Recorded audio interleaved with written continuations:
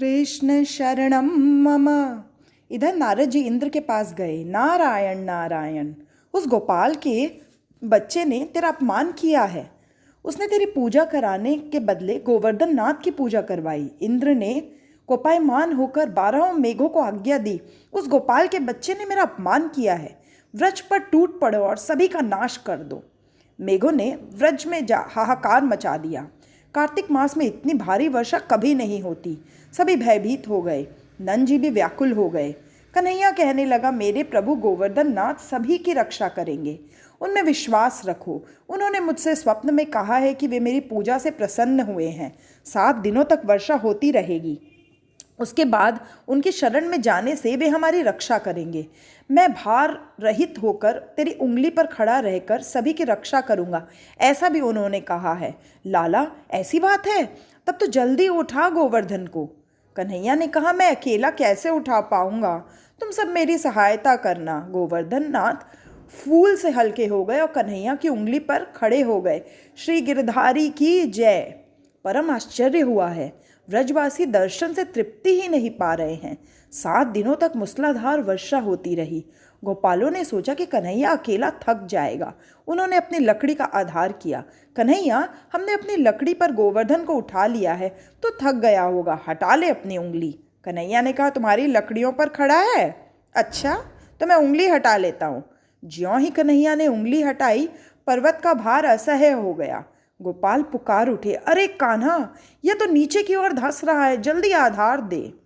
आधार लेना ही पड़े तो केवल ईश्वर का लो, किसी और का नहीं। जिसे जो चाहिए गोवर्धन नाथ उसे वही देते हैं। कन्हैया अलौकिक शक्ति का दर्शन करा रहा है। वह वंशी बजाने लगा तो गोवर्धन नाथ डोलने लगे। सभी को अतिशय आनंद हुआ। गिरधारी का स्वरूप ऐसा जो दिव्य था कि व्रजवासी 7 दिनों तक देह धर्म भूल गए, भूख प्यास भी भूल गए। इस प्रकार 7 दिनों तक भगवान श्री कृष्ण ने गोवर्धन पर्वत के तले सभी ब्रजवासियों और गायों आदि की रक्षा की। अब इंद्र को कन्हैया के वास्तविक स्वरूप का भान हुआ। यह तो है साक्षात परमात्मा। उसका अभिमान हवा हो गया। वह प्रार्थना करने लगा, मेरी भूल हो गई, नाथ मुझे क्षमा करे। उसने मेघों को भी रुक जाने की आज्ञा दी। श्री कृष्ण शरणम मम। सभी व्रजवासी बाहर आए और व्रज में गए। इंद्र ने श्री कृष्ण का दूध से अभिषेक किया। उस दूध को जहाँ इकट्ठा किया था उसे सुरभि कुंड कहते हैं। कुछ लोगों को आशंका हुई कि यह कन्हैया शायद ईश्वर है। एक सभा सी हुई और चर्चा चल पड़ी। जिसे जो चाहिए गोवर्धन नाथ उसे वही देते हैं। कहाँ यह 7 बरस का लड़का और कहाँ वह भारी भरकम गोवर्धन पर्वत। यह अनंत जी का ही पुत्र है या किसी का उठा लाया गया है। हम नंद जी को बुलाकर उन्हीं से पूछे। नंद बाबा आए तो पूछा गया, यह लड़का किसका है? नंद बाबा ने कहा, यह मेरा ही पुत्र है। गर्गाचार्य ने बताया था कि कन्हैया में नारायण जैसे गुण हैं। यशोदा जी ने वह चर्चा सुनी तो कन्हैया से पूछा, तू किसका है रे? कन्हैया ने कहा, तेरा ही तो हूँ मैं। यशोदा ने कहा, लोगों का कहना है कि मैं और तेरे पिताजी गोरे हैं और फिर भी तू काला क्यों है? कन्हैया ने कहा, माँ, जन्म के समय तो मैं गोरा ही था, किंतु तेरी भूल के कारण मैं काला हो गया हूँ। मेरा जब जन्म हुआ था तब बड़ा ही अंधेरा छाया हुआ था और सभी नींद में डूबे हुए थे। मैं अंधेरे में सारी रात करवटें बदलता रहा, सो अंधेरा मुझसे चिपक गया और मैं काला बन गया। भोली यशोदा ने कन्हैया की बात सच्ची मानी। 12 बजे तक मैं जाग रही थी और उसके बाद न जाने क्या हुआ था। मेरी ही भूल के कारण कन्हैया काला हो गया। एकनाथ महाराज और ही कारण बताते हैं। मनुष्य का कलेजा काला है क्योंकि उसमें काला काम रहता है। श्री कृष्ण कीर्तन, ध्यान, धारणा, स्मरण, चिंतन करने वालों की कालिमा कन्हैया खींच लेता है। वैष्णवों के हृदयों को उज्जवल करते करते कन्हैया काला हो गया है।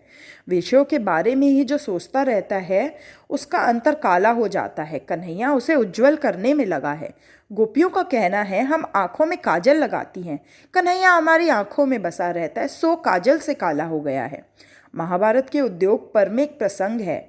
विष्टि के हेतु आए हुए कृष्ण से दुर्योधन ने कहा, तेरे माता पिता कौन है? यह अभी तक निश्चित नहीं हो पाया है।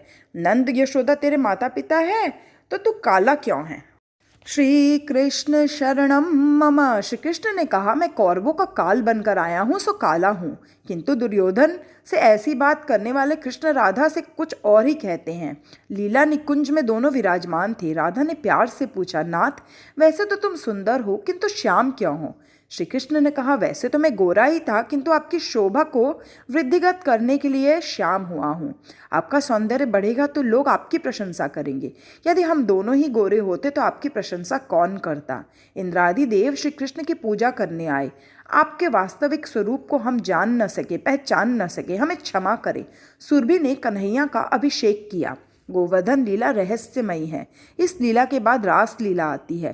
गोवर्धन लीला ज्ञान और भक्ति बढ़ाती है। जब ईश्वर के व्यापक स्वरूप का अनुभव हो पाता है तब ज्ञान और भक्ति बढ़ती है। गोवर्धन लीला में पशु पक्षी सहित सभी को प्रसाद दिया गया। ईश्वर जगत में व्याप्त है और सारा जगत ईश्वर में समाहित।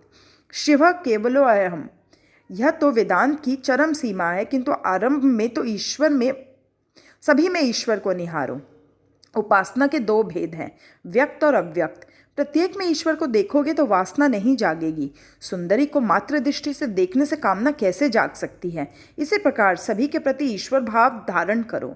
जड़ चेतन सभी में कृष्ण का अंश, ऐसा अनुभव कराने के हेतु भी यह गोवर्धन लीला रची गई थी। इंद्रियां जब ज्ञान और भक्ति की ओर बढ़ने लगती है, वासना बाधक बनकर खड़ी होती है। दूध उबलने लगता है तो उस पर पानी के छींटे डालने से शांत हो जाता है। वासना के वेग को हटाने के लिए श्री कृष्ण का आश्रय लो। भगवद आश्रय काम वासना के भार को सहने की शक्ति देता है। भगवान ने हाथ की सबसे छोटी उंगली पर गोवर्धन पर्वत धारण किया था। यह उंगली सत्वगुण का प्रतीक है। इंद्रियों की वासना वर्षा के समय सत्वगुण का आश्रय लो। सद्ग्रंथ का सेवन करो। सद्ग्रंथ और संतों का संग वासना से लड़ने की शक्ति देगा। जीव लकड़ी का आधार लेता है, किंतु प्रभु का आधार ही जीवन सफल बनाता है। संसार गोवर्धन प्रभु के सहारे है। भगवान का आधार होने के कारण आनंद ही आनंद है। उनका सहारा न हो तो क्षण मात्र में लाख खाक हो जाते हैं। दुख में विपत्ति में मात्र प्रभु का ही आश्रय लो, सहारा लो। गोपालों ने भी गोवर्धन नाथ का ही आसरा लिया था। श्री कृष्ण शरणम मम, शरण में जाने पर प्रभु दुख से बचाकर रक्षा करते हैं। सभी व्रज भक्त अन्य देवों का आसरा छोड़कर श्री कृष्ण की शरण में गए तो उनके सारे सुख दुख भगवान ने उठा लिए। गिरिराज धरण की लीला में यही भाव है। गीता में भी भगवान ने कहा, हे अर्जुन, जो अनन्य प्रेम से मेरा भजन करता है, सर्वस्व समर्पित करके मेरी भक्ति करता है, उन सभी जीवों को सांसारिक और भौतिक दुखों में से मुक्त करने का दायित्व मैं स्वीकारता हूँ। उनके योग क्षेम का वहन मैं करता हूँ। ज्ञान और भक्ति बढ़ने पर रास लीला में प्रवेश मिलता है। उस समय इंद्रियां वासना की बरसात बरसाने चली आएंगी। सभी प्रयत्नों के अंत में तो ईश्वर की कृपा मांगनी पड़ती है। गोवर्धन लीला में अद्भुत तत्व है। उसमें पूज्य और पूजक एक बनते हैं, सेव्य और सेवक एक हो जाते हैं। कहाँ भी तो है, शिवो भूत्वा शिवम यजेत, शिव बनकर शिव की पूजा करो। ईश्वर जैसे बनने का, ईश्वर के साथ एक होने का अर्थ है अपनी इच्छा को उनकी इच्छा में मिला देना। जब जीव अपनी इच्छा को भगवान की इच्छा में मिला देता है तब वह भक्ति मार्ग में आगे बढ़ता है। सतत ब्रह्म संबंध बनाए रखोगे तो तुम ब्रह्म रूप हो सकोगे। गोवर्धन लीला में पूजा करने वाले श्री कृष्ण हैं और जिसकी पूजा हो रही है उस गोवर्धन में भी वही हैं। गोवर्धन लीला में सेवक सेव्य भक्त भगवान की तद्रूपता बताई गई है। कन्हैया गोवर्धन की अर्थात स्वयं की पूजा कर रहा है। जीव और ईश्वर यहाँ एक हुए हैं। यही स अहम सो अहम भाव है। हम भी गिरिराजधारी का वर्णन करके स्तुति करें। भक्तताभिलाषी चरितानुसारी दुग्धादि चौयण यशो विसारी कुमारतानंदित घोष नारी मम प्रभु श्री गिरिराजधारी। भक्त इच्छा अनुसारी बाल लीला में दुग्धादि चोर कर यश विस्तारने वाले व्रज वनिता रंजक ऐसे गिरिराजधारी श्री कृष्ण मेरे प्रभु हैं। वृंदावने गोधन वृंदाचारा मम प्रभु श्री गिरिराजधारी। गोवर्धन लीला से गोपियों को विश्वास हो गया कि कन्हैया तो ईश्वर है, तो उनसे एकाकार होने की भावना जागी और रास लीला हुई। भक्ति रस में इंद्रियों को सराबोर करोगे तो रास लीला में प्रवेश मिलेगा। श्री कृष्ण का देवादिदेवत्व सिद्ध करने के हेतु ब्रह्मा इंद्र वरुण आदि का पराभाव किया गया। ब्रह्मा जी को सृष्टि के सर्जक होने का अभिमान था। भगवान ने अनेक स्वरूप धारण करके अपने उन स्वरूपों से स्वयं क्रीड़ा लीला करके ब्रह्मा जी के अभिमान को दूर कर दिया। श्री कृष्ण शरणम मम। इंद्र का स्वर्ग के राजा होने का अभिमान गोवर्धन लीला में उन्होंने दूर कर दिया। इंद्र ने मान लिया कि उसे स्वर्ग के सिंहासन पर श्री कृष्ण ने ही बिठलाया है। श्री कृष्ण अवतार नहीं, अवतारी पूर्ण पुरुषोत्तम है। 28वें अध्याय में वरुण देव के पराभाव की कथा रास पंचाध्याय से शुरू होती है। रासलीला के पहले आई हुई इस कथा की महिमा विशिष्ट है। ये व्रजवासी गौ सेवा, एकादशी व्रत, कृष्ण कीर्तन आदि करते थे। सो श्री कृष्ण मथुरा से गोकुल आए। व्रजवासी तो भोले थे और बहुत पढ़े लिखे भी नहीं थे। वे योग विद्या से भी अज्ञात थे, फिर भी उनके भोलेपन के कारण उनको भगवान मिले। व्रजवासी एकादशी व्रत विधि पूर्वक करते थे, अर्थात उन्होंने कृष्ण की सच्ची सेवा की और उन्हें आनंद दिया। शास्त्र ने एकादशी व्रत विधि पूर्वक करने को कहा है। उस दिन सारा दिन प्रभु सेवा में बिताओ और सारी रात जागते रहकर कृष्ण कीर्तन करते रहो। कम से कम रात के 12 बजे तक तो कृष्ण कीर्तन अवश्य किया जाए। परमात्मा के चरणों में रहना ही तो एकादशी है। परमात्मा के चरणों में शरीर से नहीं, मन से रहना है। एकादशी के दिन मन श्री कृष्ण के सिवाय अन्य किसी भी विषय की ओर नहीं जाना चाहिए। व्रजवासी एकादशी के दिन रात्रि को जागरण करते थे। नंद जी मध्य रात्रि के समय यमुना स्नान करने गए। रात्रि के 11 से 3:30 बजे तक का समय भोजन, स्नान आदि के लिए निषिद्ध माना गया है। आजकल तो लोग रसोई बनाकर फिल्म देखने जाते हैं और रात के 12 बजे खाने बैठते हैं, या तो अगले जन्म में राक्षस योनि में जाने की ही तैयारी है। रात्रि के 11 बजे राक्षस तीर्थों में प्रवेश करते हैं, सो स्नान आदि की मनाही की गई है। नंद जी ने सोचा था कि मध्य रात्रि पूरी हो चुकी है और प्रातःकाल हो गया है, सो उन्होंने तो स्नान करने के लिए जल में गोता लगाया। आसुरी समय में स्नान करते हुए देखकर वरुण देव के सेवक नंद जी को पकड़कर वरुण लोक में ले गए। वहां से उन्हें श्री कृष्ण छुड़ा लाए। अब इस कथा का रहस्य भी देखें। रासलीला के पहले आई यह वरुण देव पराजय की कथा। वरुण देव जीव के स्वामी हैं और उनके सेवक दूत है षड्रस। जब तक रसना पर काबू नहीं हो पाएगा तब तक रासलीला में प्रवेश नहीं मिल पाता। विषय को रास रस नहीं मिलता है। श्री कृष्ण शरणम मम। नंद है जीव। जीव जब चित नदी में स्नान के लिए गोता लगाता है तब वरुण सेवक षड्रस उसे सताने को उपस्थित हो जाते हैं। जब तक जीव लौकिक रस के अधीन है तब तक वह अलौकिक रस पा नहीं सकता। वैसा जीव भक्ति रस, प्रेम रस पा नहीं सकता। आनंद किसी वस्तु में नहीं, मन की एकाग्रता में है। आनंद ईश्वर से तदाकार होने में है। षड्रस पर विजय पाने के लिए भक्ति रस की साधना करो। भक्ति करना सरल नहीं है। जिसे भक्ति करनी हो उसे मन और जीव को वश में करना होगा। जीव का दास भक्ति कैसे कर पाएगा? महाप्रभु जी ने सुबोधिनी में कहा है, ठाकुर जी की सेवा से अनुराग करो और शरीर भोग के प्रति विराग। जीव को नहीं, जीव को समझाना है। मनुष्य का बहुत सा समय इस जीव के लालन पालन में बीत जाता है। काल निकट आ रहा है, उसका भी तो विचार करो। अब चीर हरण और रास लीला आ रही है। गोपियों के 2 भेद है, नित्य सिद्धा और साधन सिद्धा। गोपी के कई भेद है, श्रुति रूपा, ऋषि रूपा, संकीर्ण रूपा, अन्य पूर्वा, अनन्य पूर्वा आदि। श्रुतियाँ ईश्वर का वर्णन करती करती थक गई, फिर भी उनका अनुभव नहीं हो पाया। ईश्वर केवल वाणी का विषय नहीं है। जो वेदाभिमानी देव ब्रह्म संबंध सिद्ध करके ब्रह्म साक्षात्कार के हेतु गोकुल में प्रकट हुए, वही है श्रुति रूपा गोपियाँ। तपस्वी होने पर ऋषियों का काम बना रहा और ईश्वर का अनुभव न हो पाया। दर्शन और अनुभव में अंतर है। दर्शन में दृश्य और दृष्टा का भेद है, अनुभव में वे दोनों एक हो जाते हैं। उसमें पूर्णतः अद्वैत है। सो बुद्धिगत काम का नाश करके ब्रह्म संबंध सिद्ध करके ब्रह्मात्मक रूप मुक्ति का अनुभव करने के लिए जो ऋषि गोपी बनकर आए थे उन्हें ऋषि रूपा कहते हैं। संकीर्ण मंडल में प्रभु के मनोहर रूप को देखकर मन में काम भाव जागृत होने से जिन स्त्रियों ने गोपी का रूप लिया वे काम रूपा है। उदाहरण सुपर्णखा। विवाह के बाद संसार सुखों का उपभोग करते हुए अरुचि होने और प्रभु के प्रति प्रेम भाव हो जाने पर जिन पुरुषों या स्त्रियों ने गोपी का रूप लिया उन्हें अन्य पूर्वा कहा जाता है। तुलसीदास जी के वैराग्य की कथा बड़ी प्रसिद्ध है। वस्तुगत आसक्ति को प्रभुगत आसक्ति का रूप दिया जाए तो वस्तु की आसक्ति छूट जाती है। अनेक वस्तुओं के प्रति आसक्ति का होना व्यवहारिक दृष्टि से अशक्य है। श्री कृष्ण शरणम मम। तुलसीदास केवल पत्नी की ओर ही आसक्त थे। संसार की अन्य सभी नारियां उनके लिए माता के समान थी। पत्नी रत्नावली कि एक ही चेतावनी ने उनकी आसक्ति को प्रभु भक्ति में बदल दिया। कामासक्ति ईश्वरासक्ति में परिवर्तित हो गई। बहुतों को तो रोज थप्पड़ पड़ते हैं फिर भी सुधर नहीं पाते हैं। अनन्य पूर्वा जन्म सिद्ध पूर्ण वैरागी सुखदेव मीरा आदि। एक बार व्रज की कुमारिकाएं यमुना किनारे नग्नावस्था में स्नान कर रही थी तो उनके वस्त्र उठाकर श्री कृष्ण कदम के वृक्ष पर चढ़ गए और कुमारिकाओं से कहने लगे, जिसे वस्त्र लेने हैं वह यहाँ आकर ले जा सकती है। कृष्ण ने कहा, नग्नावस्था में स्नान करके तुमने जलदेव का अपराध किया है, सो दोनों हाथ जोड़कर वंदन करके वस्त्र ले जाओ। उन कुमारिकाओं ने वैसा किया तो उनका वस्त्र कृष्ण ने लौटा दिए। इस क्षीरहरण लीला में भी एक रहस्य है। कुमारिकाओं के मन में ऐसी भावना थी कि वे नारी हैं। ऐसा भाव अहंकार का द्योतक है। उनका वह अहम भाव दूर करने के लिए श्री कृष्ण ने वैसा व्यवहार किया।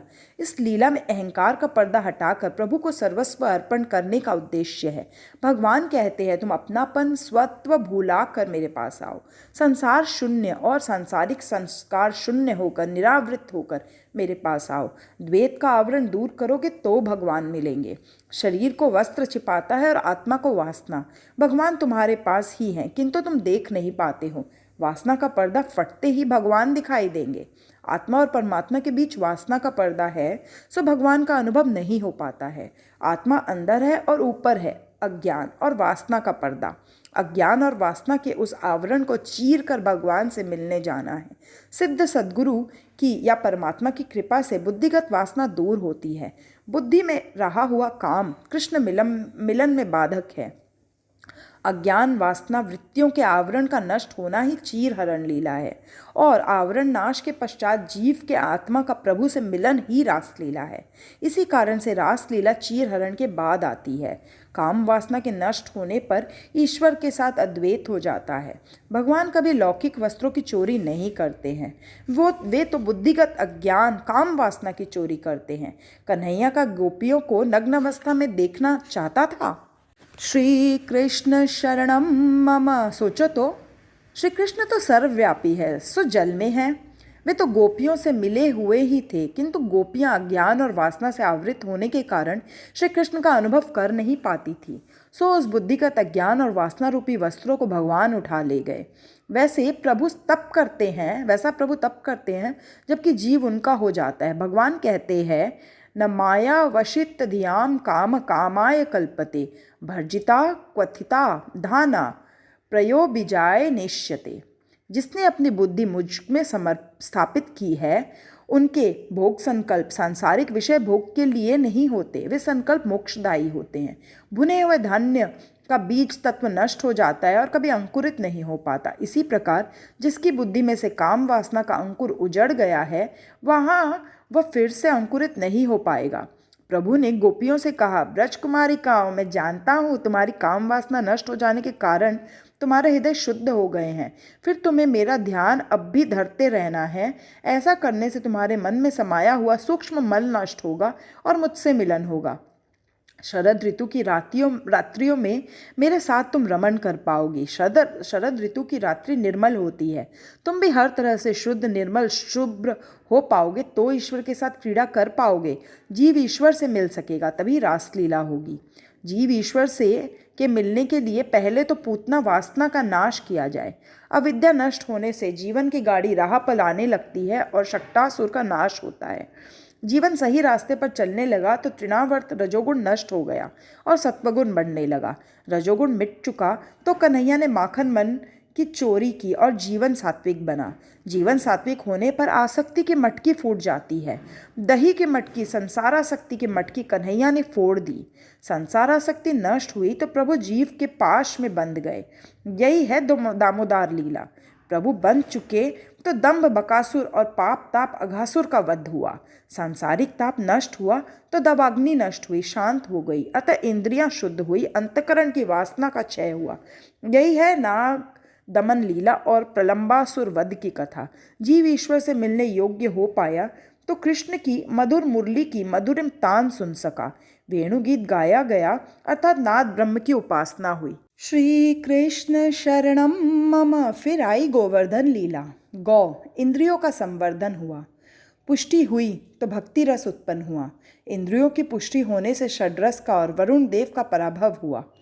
षड्रस का पराभव होने से जीव शुद्ध होने को आया तो चीरहरण लीला आई। अज्ञान और वासना के आच्छादन भगवान ने मिटा दिए। चीरहरण लीला, बाह्य वर्ण उपाधि नष्ट हुई तो रासलीला हुई। जीव और ब्रह्म का तादात्म्य हुआ। जिस प्रकार वस्त्र देह को ढकता है उसी प्रकार वासना और अज्ञान आत्मा को ढक देते हैं और परमात्मा को दूर रखते हैं। जब तक अज्ञान और वासना का आच्छादन दूर नहीं हो पाता तब तक शिव से मिलन नहीं हो पाता। वस्त्र हरण लीला बुद्धिगत वासना, बुद्धिगत अज्ञान को उड़ा ले जाने की लीला है। वासना और अज्ञान रूपी वस्त्र प्रभु मिलन में बाधक है। इंद्रियों के काम को हटाना सरल है किंतु बुद्धिगत काम को निकाल बाहर करना बड़ा कठिन है। प्राण और प्रकृति एक साथ जाते हैं। इस प्रकृति पर विजय पाना टेढ़ी खीर है। योगियों का शारीरिक काम तो भाग जाता है किंतु बौद्धिक काम कई बार ज्यों का त्यों बना रहता है। वृद्धावस्था में इंद्रियां शिथिल हो जाने पर शारीरिक काम तो चला जाता है किंतु बौद्धिक काम बना ही रहता है। ऋषि भी काम के आगे हार मान गए थे, सो उन्होंने काम वासना को श्री कृष्णार्पण करके निष्काम होने का विचार किया और गोपी बनकर गोकुल में आ पहुँचे। अब आ रही है रासलीला। महाप्रभु जी ने दशम स्कंद को गोवर्धन नाथ का हृदय कहा है और रासलीला को प्राण। हृदय में पंच प्राण होते हैं। रास पंचाध्यायी श्रीमद् भागवत के पंच प्राण हैं। इसे फल प्रकरण भी कहते हैं। श्रीधर स्वामी कहते हैं कि पंचाध्यायी निवृत्ति धर्म का परम फल है। सुखदेव जी सोचने लगे कि समाज में रासलीला श्रवण के अधिकारी कितने होंगे। जो अधिकारी नहीं होगा वह इस लीला में काम ही देखेगा। श्री राधा जी सुखदेव जी के गुरु हैं। उन्होंने सुखदेव जी को ब्रह्म संबंध कराया था। श्री राधा जी की कृपा के बिना रासलीला का गूढ़ तत्व रहस्य समझ पाना आसान नहीं है। सुखदेव जी अपने पुनर्जन्म में तोता थे और नीला निकुंज में राधा का नाम रटते हुए उड़ते फिरते थे। उसके राधा नाम के अखंड कीर्तन को सुनकर दयामूर्ति राधा जी वहाँ पधारी। उन्होंने देखा तो एक तोता उनके नाम का जप कर रहा था। श्री कृष्ण शरणम मम। उन्होंने उसे अपने पास बुलाया और हथेली पर रखकर सहलाते हुए कहा, वत्स कृष्णम वद राधेति माँ वद। कृष्ण ही तेरे सच्चे जनक हैं, उन्हीं का नाम का कीर्तन कर। राधा जी इस प्रकार तोते को मंत्र दीक्षा दे रही थी कि श्री कृष्ण वहाँ पधारे। श्री राधा जी आद्य संयोजिका और आह्लादिका शक्ति हैं। बिछड़े हुए जीवों को वह श्री कृष्ण से मिला देती हैं। व्रज की अधीश्वरी देवी श्री राधा जी ही तो हैं। तभी महात्मा वृंदावन में राधे राधे करते हैं। राधा जी की कृपा होने पर जीव भगवान के दर्शन पा सकता है। उनकी कृपा ही जीव को प्रभु से मिलाती है। सुखदेव जी पुनर्जन्म में तोता थे, सो भागवत में सुखदेव उवाच लिखने के बदले श्री शुक उवाच लिखा है। श्री का अर्थ है राधा। श्री शुक में गुरु शिष्य दोनों का नाम समाया हुआ है। भागवत में अन्य किसी भी व्यक्ति के नाम के आगे श्री शब्द का प्रयोग नहीं किया गया है। ब्रह्म उवाच, सनत कुमार उवाच, व्यास उवाच ऐसा ही लिखा गया है। व्यास जी के नाम के आगे श्री विशेषण नहीं है। केवल कृष्ण और सुखदेव के नाम के आगे ही श्री विशेषण प्रयुक्त हुआ है। भगवान कृष्ण राधा जी के हृदयेश्वर हैं और सुखदेव जी कृपा पात्र शिष्य, अतः इन दोनों के नाम के आगे श्री विशेषण प्रयुक्त हुआ है। राधा जी ने श्री कृष्ण को तोता देते हुए कहा, यह तोता मुझे बड़ा प्यारा लगता है। अंतरंग में राधा जी सुखदेव जी के गुरु हैं, तो जो परमात्मा के साथ संबंध जोड़कर आता है वह है महाप्रभु। उनका नाम प्रकट रूप से कैसे लिया जाए? भागवत में सुखदेव जी ने राधा जी का प्रकट रूप से नाम लिया नहीं है। राधा जी के नाम की भांति किसी गोपी का भी नाम नहीं बताया गया है। सुखदेव जी ने सारी रासलीला की कथा बड़े विवेक से की है। गोपी प्रेम की बातें अधिकतर अप्रकट ही रखी हैं। राजा परीक्षित को 7 ही दिनों में मोक्ष देना है। राधे राधे करने लग जाएं तो सुखदेव जी समाधिस्थ हो जाएंगे, तो राजा का क्या होगा? बातें, कथा, विवरण वियोगावस्था में ही अधिक हो सकते हैं, पूर्ण संयोगावस्था में नहीं। यह तो काम रहित अंतरंग लीला है। 11 वर्ष के बालक के प्रति काम भाव कैसे जाग सकता है? सपत्नी मत्सर गोपियों में नहीं था। यह साधारण स्त्री पुरुष का मिलन नहीं था। यदि होता तो सुखदेव जी जैसे महायोगी इसका वर्णन ही नहीं करते।